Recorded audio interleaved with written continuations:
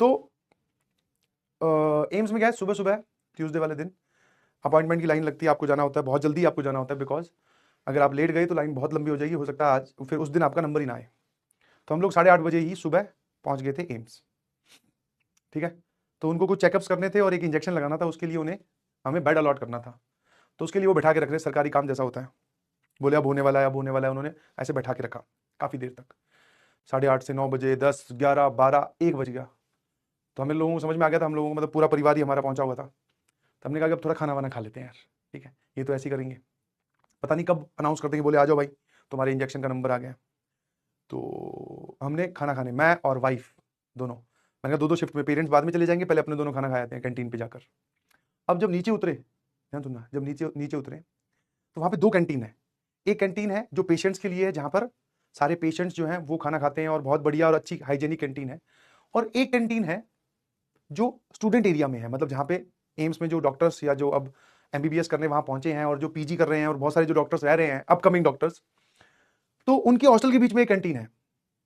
हाँ, वहाँ पे जूस शॉप भी है और कैंटीन भी है और उस पर बहुत अच्छा खाना मिलता है। तो दो थॉट थे, मैं कह यार एक तो कॉलेज की फील लेते हैं, है ना भाई। अब कॉलेज तो चाहे कोई सा भी हो, चाहे मेडिकल हो चाहे इंजीनियरिंग हो, और वो भी सरकारी कॉलेज हो, तो भाई साहब मैंने कहा अपने वहाँ नहीं, अपने यहाँ चलेंगे, इस वाली इस वाली बच्चे मतलब स्टूडेंट्स वाली कैंटीन में। ठीक है, और चल पड़े भाई हम दोनों।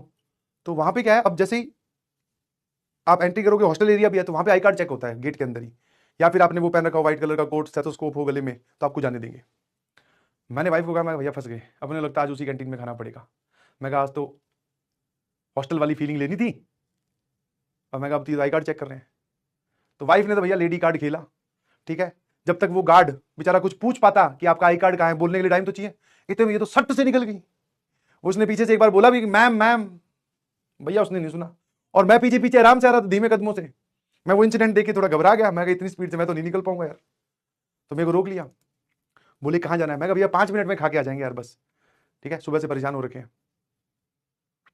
बोले कि नहीं sir, this is student area, patient की कैंटीन अलग बनी हुई, आप उधर जाइए। अरे मैंने कहा यार भैया चले जाने दो प्लीज। बोले आप क्या करते हो, तो मैंने कहा मैं पढ़ाता हूं। बोले आई कार्ड दिखाओ, उनको लगा कि एम्स में पढ़ाता है। मैंने कहा नहीं नहीं नहीं, आई कार्ड नहीं है मेरे पास। तो बोले सर ऐसे नहीं मानते हम, आप उसी कैंटीन में जाइए। वो थोड़ा सा स्ट्रिक्ट हुआ। फिर बोले, फिर मैंने कहा जितने मेरे जो पढ़ाए हुए बच्चे हैं ना, वो इन हॉस्टल्स में रहते हैं। ठीक है, अब मैं टीचर पॉइंट ऑफ व्यू से बात कर रहा था, ऑल्दो मुझे पता है कि नीट वाले जो स्टूडेंट हैं वो मुझसे नहीं पढ़े हैं, बट फिर भी मैंने कहा जो मेरे पढ़ाए हुए बच्चे हैं वो यहाँ पे पढ़ रहे हैं। ठीक है, अब ये बात मैंने तैश में बोल तो दी, बट उस गार्ड को अभी भी ये बात नहीं समझ में आई। बोले कि अगर आप पढ़ाते हो तो आई कार्ड दिखाओ। अब मैं सोचा यार इसको आई कार्ड ये क्यों नहीं समझ पा रहा है। फिर मैं उसको समझा ही रहा था कि जो बच्चे नीट का एग्जाम क्वालिफाई करके यहाँ पहुंचते हैं मैं उनको पढ़ाता हूँ। इतने में पीछे से, क्योंकि गेट उधर से, छुट्टी हुई होगी क्लासेस की, जो भी लंच ब्रेक होता है क्लासेस का, 2-3 लड़के इधर से और 2-3 लड़कियां इधर से, गुड आफ्टरनून सर, और पैरों के हाथ लगाया। मैंने गुड आफ्टरनून बेटा। बोले सर आपको अंदर चलना है कैंटीन में। मैं तो आपको अंदर नहीं जाने दे देगा। मैंने कहा हाँ अंदर नहीं जाने दे रहे। बोले गार्ड साहब साइड में हो जाओ, हमारे गुरुजी हैं। मैंने कहा वाह चलो भाई अंदर। बोले सर आप यहाँ कैसे, फिर मैंने समझाया, मैं ऐसे ऐसे एक इंजेक्शन लगवाना है उसके लिए आए हुए थे। मैंने कहा यार क्या सही टाइम पे तुम लोगों ने एंट्री मारी है, वरना अगर तुम 1-1.5 मिनट लेट होते ना तो मैं वापस चला जाता। फिर मैं वाइफ को फोन करके बोलता कि भाई तू कुछ पैक करवा लेना, मैं तो, मेरे को तो आने नहीं दे रहे। ठीक है, और फिर जो पूरा लड़कों का जमावड़ा है और पूरा ग्रुप जो पहुंचा है वहां कैंटीन वैंटीन में, बोले सर आप तो खाओ जो खाना है, बिल विल भी हम देख लेंगे। मैं कहा वो कोई बात नहीं, तुम्हारा वो। बोले सर हॉस्टल अंदर एक तो थी मार्केट वाली कैंटीन, हॉस्टल्स के बीच में मार्केट होती है, बोले मैं वहां खाने की सोच रहा था। बोले सर हॉस्टल चलते हैं, वहां बढ़िया खाना बना हुआ है, वहां खिला के लाते हैं आपको। मैं कहा यार ये भी बढ़िया है तो वाइफ को मैंने बोला कि तूने तो ऑर्डर कर दिया, तू तो आराम से बैठ के खाओ अपना, मैं हॉस्टल में जाके खा के आता हूँ। गए हॉस्टल में, बढ़िया दाल पनीर राइस बढ़िया पेल के आया हूँ। और फिर वो बच्चे चले गए, फिर मैं कहा तुम लोग चलो, मतलब मैं चलता हूँ, तुम लोग बैठो आराम से।